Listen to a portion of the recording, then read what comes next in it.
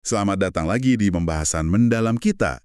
Hari ini nih, kita mau ngulik sesuatu yang kita lakukan tiap hari, tapi seringkali jadi rumit banget kalau harus bareng-bareng.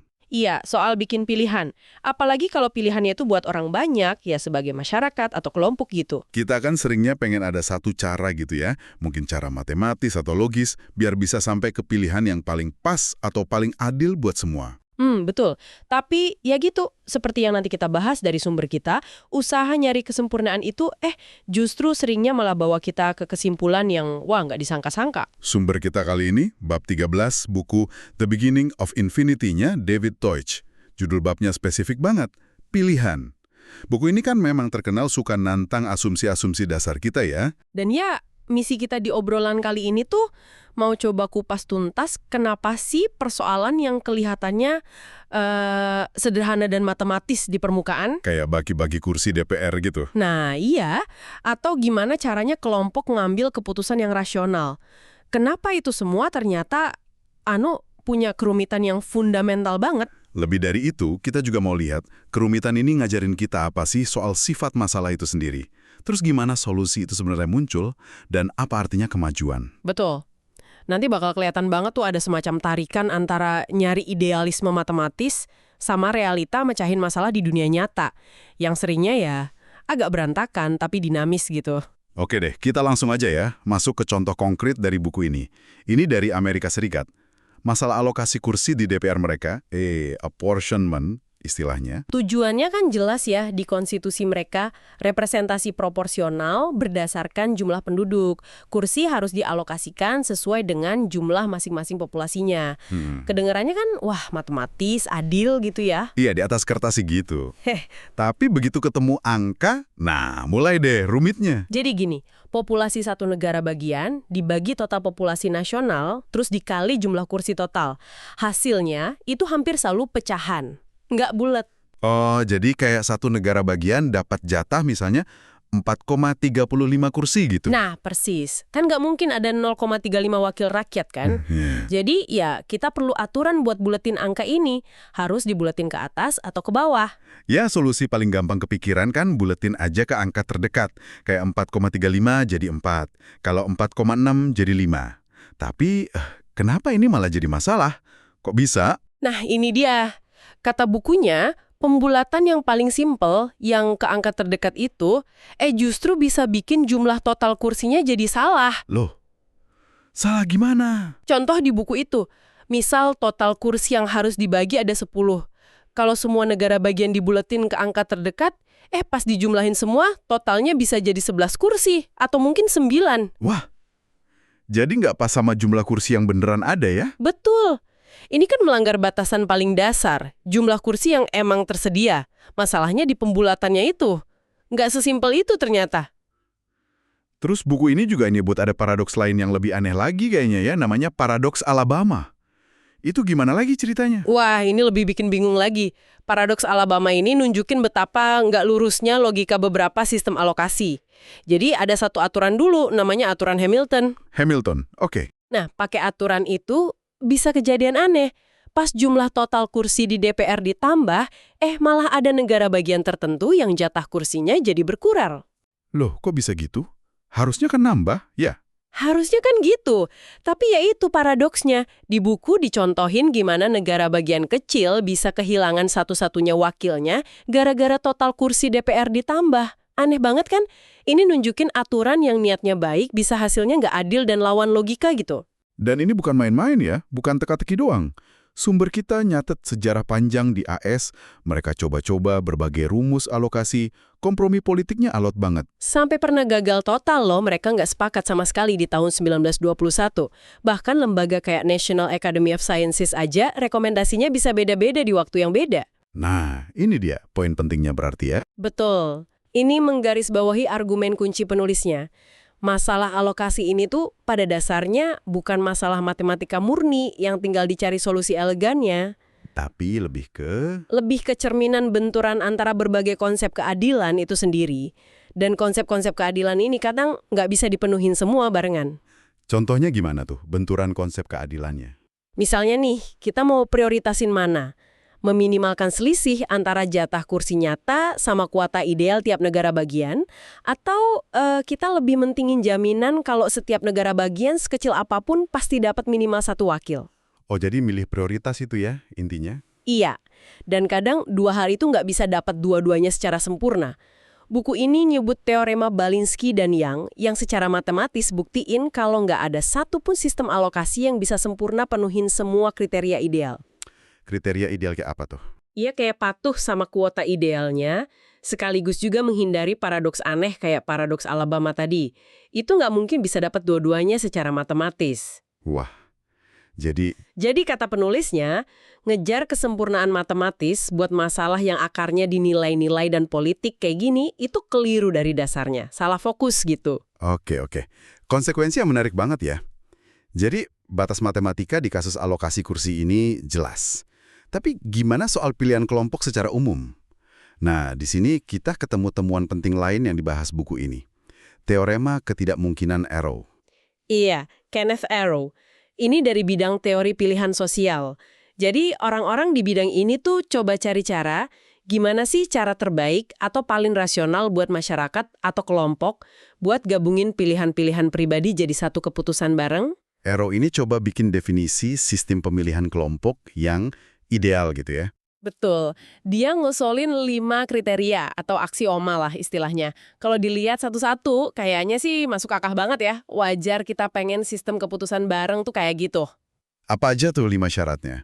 Pertama, universalitas. Artinya, sistemnya harus bisa ngolah semua kemungkinan kombinasi preferensi individu. Nggak boleh macet atau error cuma gara-gara orang punya pilihan aneh-aneh. Harus kuat pokoknya. Oke, sistemnya harus tangguh. Terus? Kedua, non-kediktatoran. Hasil akhirnya nggak boleh cuma ngikutin maunya satu orang doang, cuek sama yang lain. Jelas itu. Ketiga, efisiensi Pareto. Ini intinya, kalau semua orang setuju lebih suka pilihan A daripada B, ya hasil kelompoknya juga harus bilang A lebih baik dari B. Menghargai suara bulat gitu. Masuk akal banget. Lanjut. Keempat, nah ini yang sering jadi omongan, kemerdekaan dari alternatif tidak relevan. Agak teknis sih, tapi intinya gini, pilihan kelompok antara A sama B itu harusnya cuma tergantung gimana orang-orang bandingin A sama B aja. Maksudnya gimana tuh? Jadi peringkat A lawan B nggak boleh berubah cuma gara-gara ada pilihan C, misalnya jeruk, yang ikut masuk atau keluar dari daftar. Kalau kamu lebih suka apel dari pisang, ya harusnya tetap gitu, nggak peduli ada jeruk atau nggak. Oke. Agak rumit tapi kayaknya penting ya. Yang kelima? Kelima, asosiasi positif atau monotonisitas. Gampangnya, kalau ada orang yang ubah pilihannya jadi lebih dukung si A, misalnya A naik peringkat di daftar dia, nah posisi A di hasil akhir kelompok nggak boleh jadi lebih jelek, harusnya ya tetap atau malah naik. Oke. Universalitas, non-kediktatoran, Pareto, independensi alternatif, asosiasi positif. 5 ini kayaknya fondasi bagus banget ya buat sistem yang adil. Tapi kok kesimpulan Arrow malah mengejutkan? Nah, itu dia. Arrow buktiin secara matematis, nggak ada satupun sistem pemungutan suara, kalau pilihannya 3 atau lebih ya, yang bisa memenuhi kelima syarat ini barengan. Semuanya sekaligus. Nggak bisa. Loh, kok bisa gitu? Terus gimana dong? Kalau kehendak rakyat aja susah dirumusin secara konsisten gini, apa artinya ide demokrasi jadi kurang kuat gitu? Implikasinya emang dalam banget, dan buku ini bahas itu secara kritis. Bukan berarti demokrasi jadi nggak ada artinya ya. Tapi ini nunjukin kalau gagasan simpel tentang masyarakat sebagai satu entitas tunggal yang punya pilihan koheren, Yang bisa dijumlahin dari pilihan individu gitu. iya, itu ternyata problematis banget. Sama kayak kasus alokasi kursi tadi, usaha buat nakalin teorema Arrow ini, misalnya dengan coba ngukur seberapa kuat orang pengen A dibanding B, itu seringnya sama susahnya atau malah bikin masalah baru lagi. Jadi mentok lagi di matematika ya? Kayak gitu. Ini nunjukin lagi batas pendekatan yang murni mekanis atau matematis buat ngertiin gimana sih pilihan bareng itu seharusnya jalan. Oke, jadi di alokasi kursi mentok. Di teori pilihan sosial umum juga ketemu tembok ketidakmungkinan Arrow. Nah, disinilah buku ini kayaknya nawarin cara pandang lain ya, yang beda banget soal hakikat keputusan itu sendiri. Betul, buku ini ngeritik model yang sering kita bayangin. Keputusan itu kayak proses nimbang-nimbang bukti pro kontra, kayak timbangan keadilan gitu. Padahal, Padahal, kata penulisnya, dan ini kutipan penting nih, pengambilan keputusan rasional tidak terdiri dari menimbang bukti tetapi menjelaskannya. menjelaskannya maksudnya? Seseorang menilai argumen sebagai penjelasan, bukan justifikasi. Setelah menciptakan penjelasan yang baik, seseorang tidak lagi tergoda oleh alternatifnya. Mereka bukan kalah berat, tapi kalah argumen, terbantah, dan ditinggalkan. Wah, ini beda banget cara mikirnya. Jadi bukan soal skor plus minus ya? Bukan, pandangan berbasis penjelasan ini bilang kalau milih secara rasional itu bukan sekedar ngasih skor ke opsi yang ada, tapi ini proses aktif buat nemuin penjelasan terbaik, kenapa satu pilihan itu emang secara mendasar lebih bagus dari yang lain. Penjelasan terbaik, kayak gimana tuh ciri-cirinya? Penjelasan yang baik itu, kata buku ini, punya kualitas sulit diubah-ubah, hard to vary. Artinya, detail-detail di penjelasan itu penting banget.